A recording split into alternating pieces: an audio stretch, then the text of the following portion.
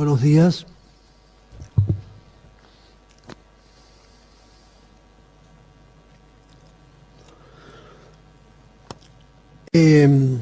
Este texto es un texto muy limitado, escrito y no revisado, es decir, todas las afirmaciones que en él se hacen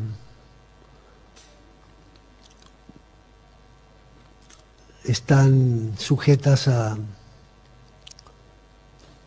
rectificaciones posteriores. En principio, quería hablar de la literatura del Cono Sur de América, es decir, de Chile, Argentina y Uruguay. Pero la literatura argentina es tan rica, tan poderosa, que finalmente me pareció más oportuno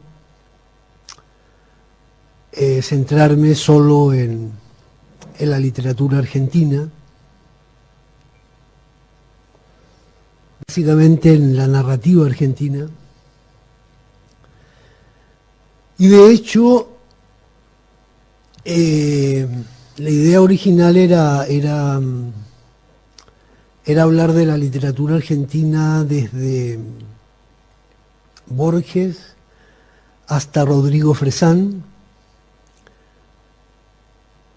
pero pronto comprendí que para hacerlo hubiera necesitado no 10 páginas, sino 100, y evidentemente no estaba dispuesto a escribir 100 páginas, ni mucho menos creo que ustedes estuvieran dispuestos a escuchar 100 páginas ahora. El texto básicamente se limita entonces a la deriva que ha tenido la literatura argentina tras la muerte de Borges, y básicamente a la deriva gangsteril de la literatura argentina tras la muerte de Borges. Lamentablemente, esta literatura gangsteril o de la pesada es la más viva, la más rica. Yo personalmente no me entusiasma de una manera muy grande, en gran medida porque estoy harto de literatura de la pesada, pero sin la menor duda es la que está más viva y la que está influyendo en el resto de la literatura latinoamericana. Bueno, sin más, paso a leer el texto. El título es Derivas de la pesada. La pesada, como ya he dicho, es esa especie de submundo o inframundo fuera de la ley.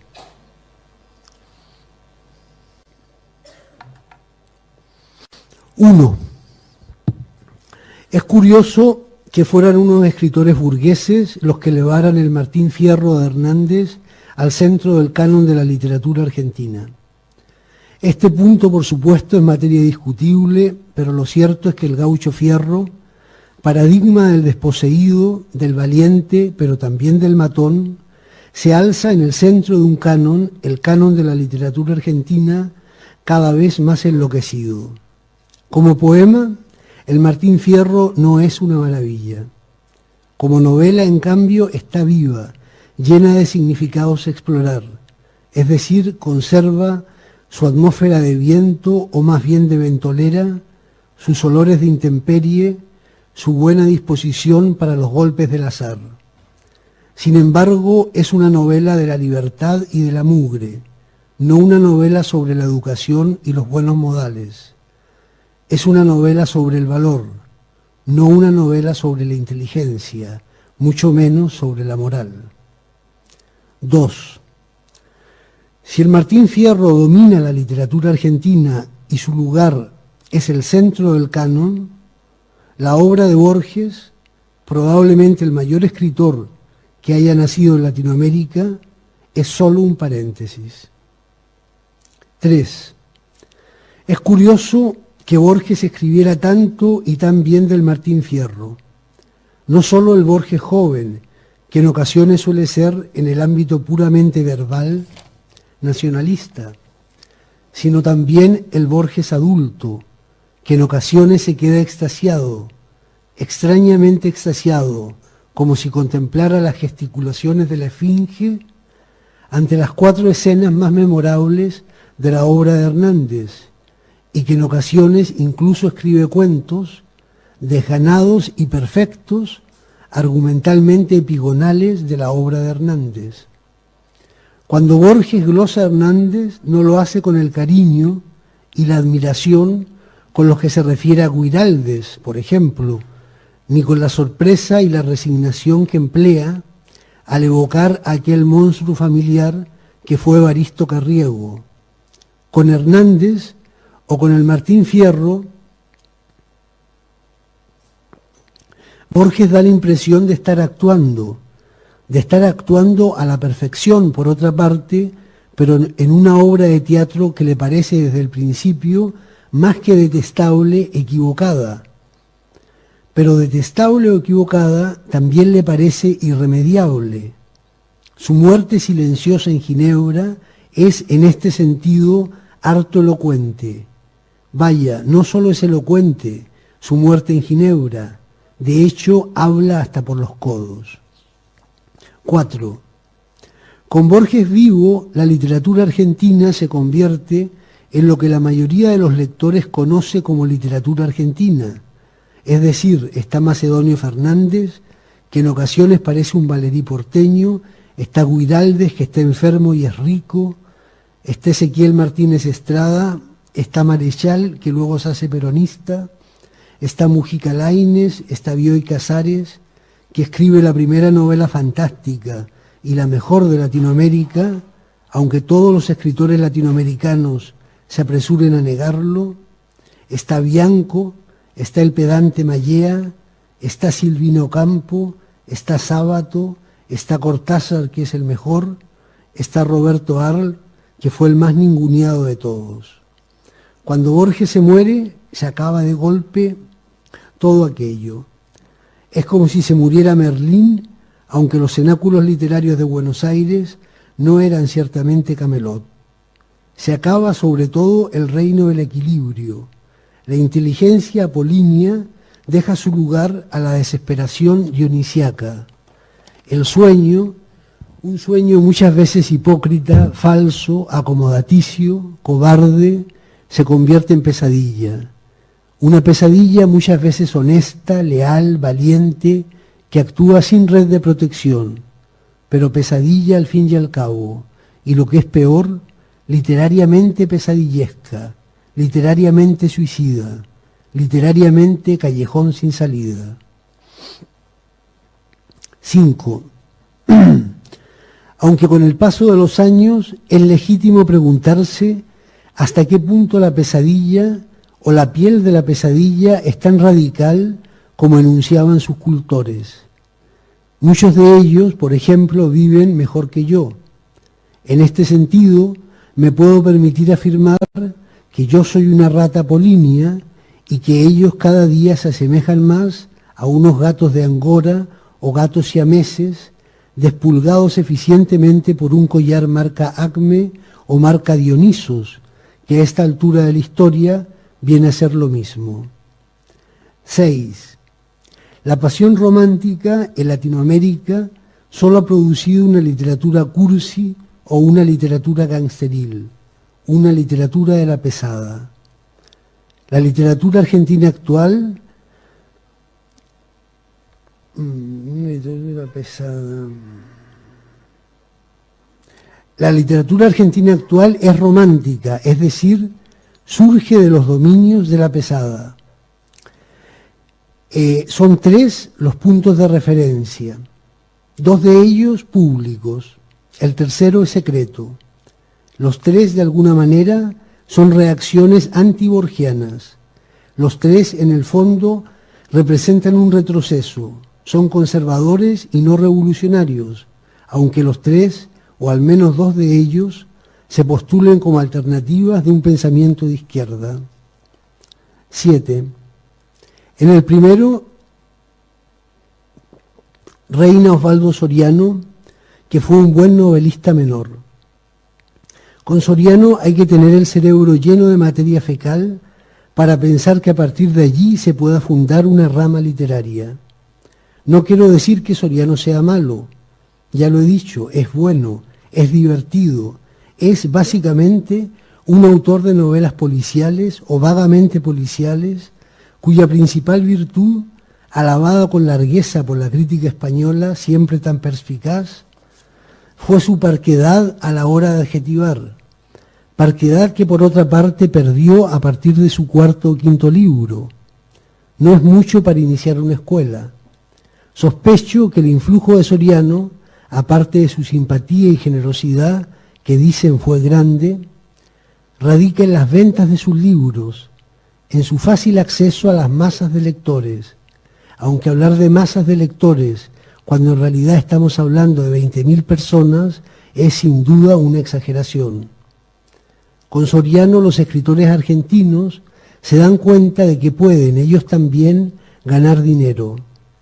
No es necesario escribir libros originales, como Cortázar o Bioy, ni novelas totales, como Cortázar o Marechal, ni cuentos perfectos, como Cortázar o Bioy, y sobre todo, no es necesario perder el tiempo y la salud en una biblioteca guaranga para que encima nunca te den el premio Nobel.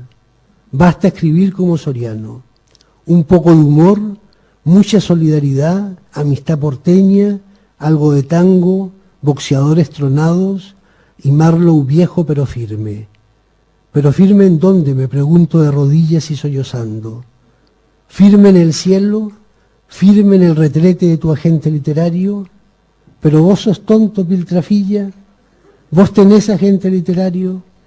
¿Y un agente literario argentino para Mayor Inri? 8. Si el escritor argentino contesta afirmativamente esta última pregunta, podemos tener la certeza de que no va a escribir como Soriano, sino como Thomas Mann, como el Thomas Mann de Fausto, o, ya mareados por la inmensidad de la pampa, directamente como Goethe. 9. La segunda línea es más compleja. La segunda línea se inicia con Roberto Arlt, aunque es muy probable que Arlt sea totalmente inocente de este desaguisado. Digamos modestamente que Arlt es Jesucristo. Argentina, por supuesto, es Israel y Buenos Aires, Jerusalén. Arlt nace y vive una vida más bien corta, si no me equivoco, 42 años. Es un contemporáneo de Borges. Este nace en 1899 y Arlt en 1900. Pero al contrario que Borges, la familia de Arlt es una familia pobre y cuando él es adolescente no se va a Ginebra, sino que se pone a trabajar. El oficio más frecuentado por Arlt es el periodismo, y a la luz del periodismo es dable ver muchas de sus virtudes, pero también muchos de sus defectos. Arlt es rápido, arriesgado, moldeable, un sobreviviente nato, pero también es un autodidacta, aunque no un autodidacta en el sentido en que lo fue Borges. El aprendizaje de Arlt se desarrolla en el desorden y el caos, en la lectura de pésimas traducciones, en las cloacas y no en las bibliotecas. Arlt es un ruso, un personaje de Dostoyevsky, mientras que Borges es un inglés, un personaje de Chesterton o Shaw o Stevenson. En la guerra entre los grupos literarios de Boedo y Florida, Arlt está con Boedo, aunque tengo la impresión de que su ardor guerrero no fue nunca excesivo. Su obra se compone de 2 libros de cuentos y de 3 novelas, aunque lo cierto es que escribió 4 novelas y que los cuentos no recogidos en libro, cuentos aparecidos en periódicos y revistas y que Arlt era capaz de escribir mientras hablaba de mujeres con sus compañeros de redacción, dan por lo menos para otros 2 libros. También es autor de unos aguafuertes porteños en la mejor tradición impresionista francesa y de unos aguafuertes españoles, estampas de la vida cotidiana de la España de los años 30, en donde abundan los gitanos, los pobres y las personas generosas. Intentó hacerse rico con negocios que nada tenían que ver con la literatura argentina de entonces, aunque sí con la ciencia ficción, y fracasó siempre, y siempre de forma inapelable. Después se murió a los 42 años, y como él hubiera dicho, se acabó todo. 10. Pero no se acabó todo, porque al igual que Jesucristo, Arlt tuvo a su San Pablo. El San Pablo de Arlt, el fundador de su iglesia, es Ricardo Piglia.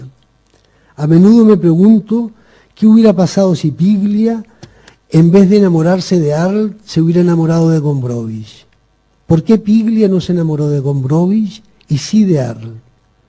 ¿Por qué Piglia no se dedicó a publicitar la buena nueva gombrowicziana o no se especializó en Juan Emar, ese escritor chileno similar al monumento al soldado desconocido?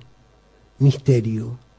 Pero en cualquier caso es Piglia quien eleva a Arlt dentro de su propio ataúd, sobrevolando Buenos Aires, en una imagen muy pigliana o muy arltiana, pero que en rigor solo sucede en la imaginación de Piglia y no en la realidad.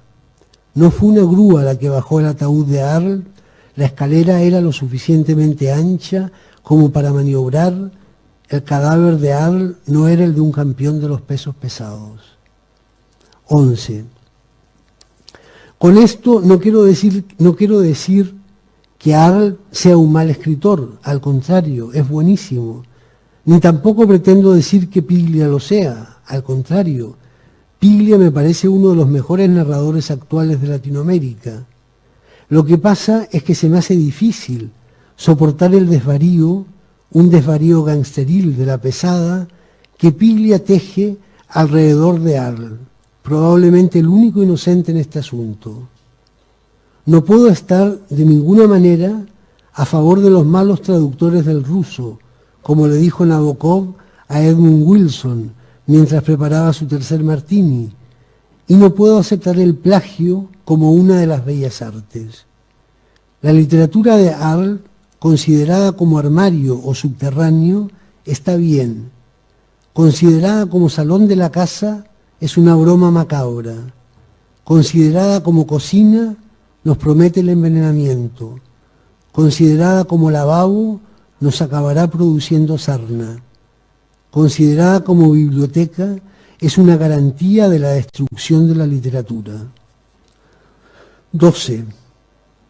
O lo que es lo mismo, la literatura de la pesada tiene y debe existir, pero si solo existe ella, la literatura se acaba.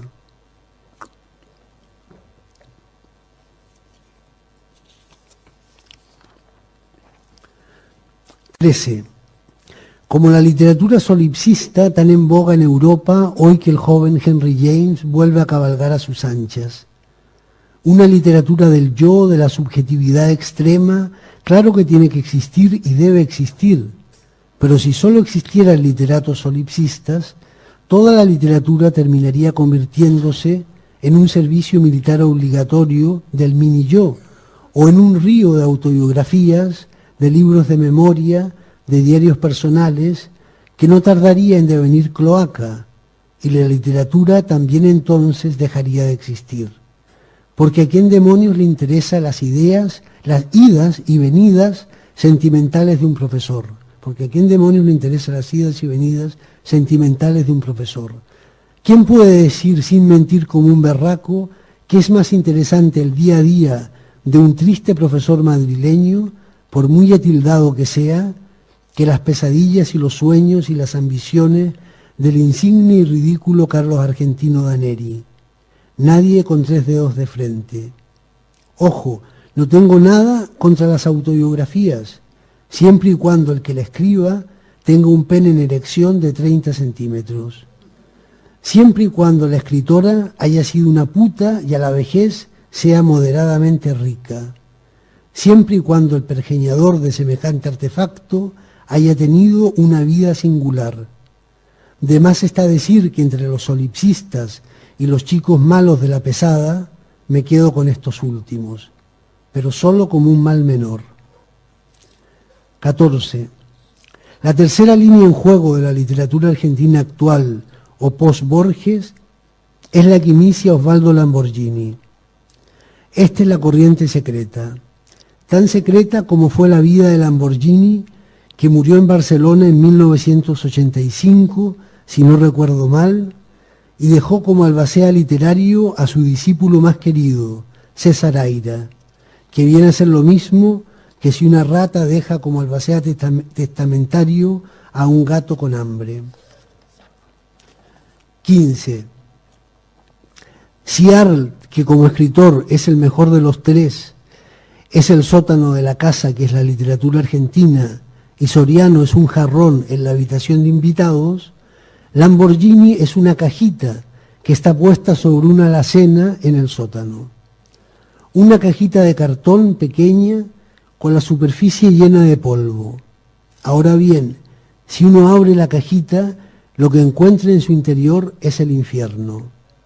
Perdonen que sea tan melodramático. Con la obra de Lamborghini siempre me pasa lo mismo. No hay cómo describirla sin caer en tremendismos. La palabra crueldad se ajusta a ella como un guante. La palabra dureza también, pero sobre todo la palabra crueldad. El lector no avisado puede vislumbrar un juego sadomasoquista propio de estos talleres literarios que las almas caritativas y de vocación pedagógica organizan en los manicomios. Es posible, pero se queda corto. Lamborghini siempre va 2 pasos más adelante o más atrás que sus perseguidores.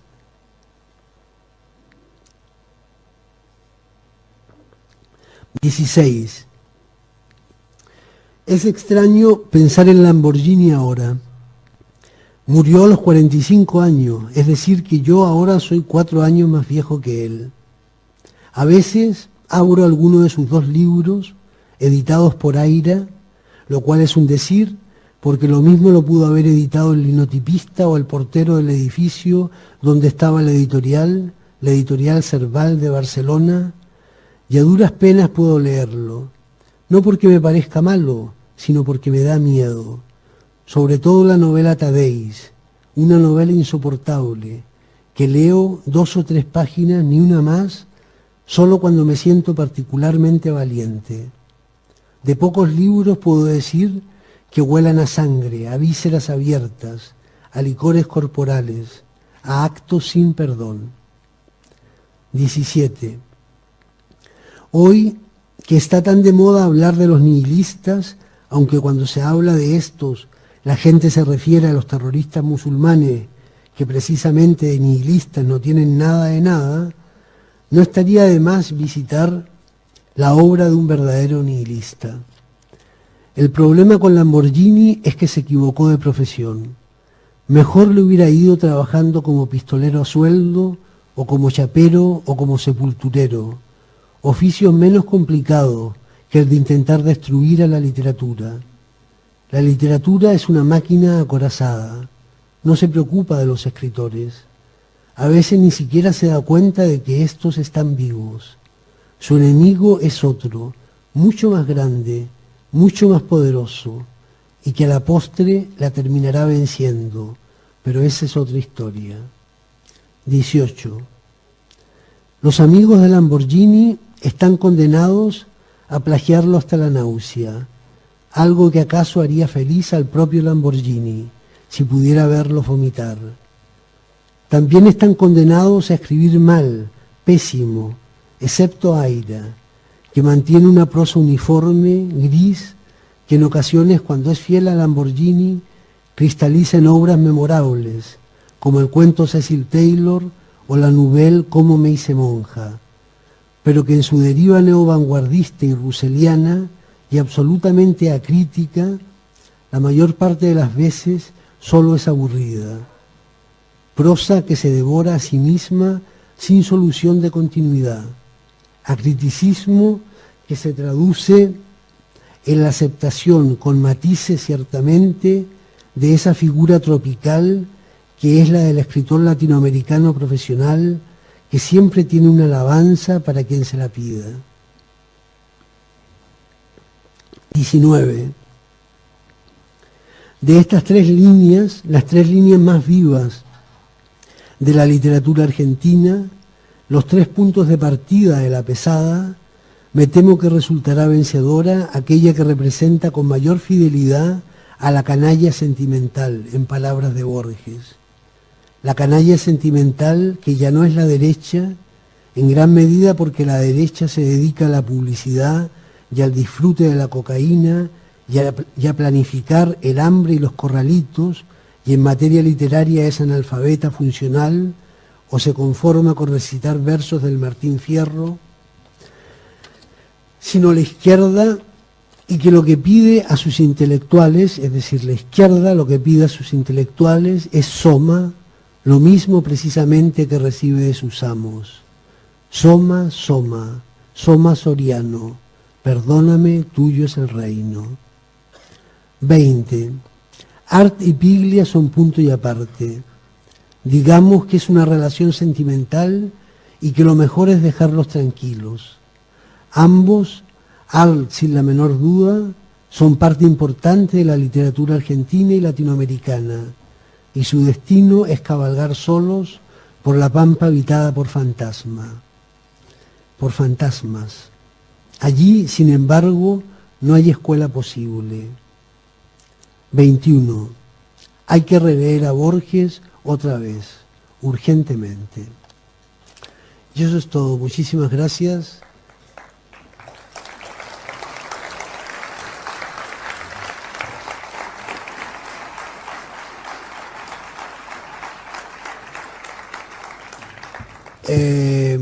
Me parece que por una cuestión de tiempo no puede haber conversación ni diálogo. Para otro día será. Creo que os van a dar una película ahora.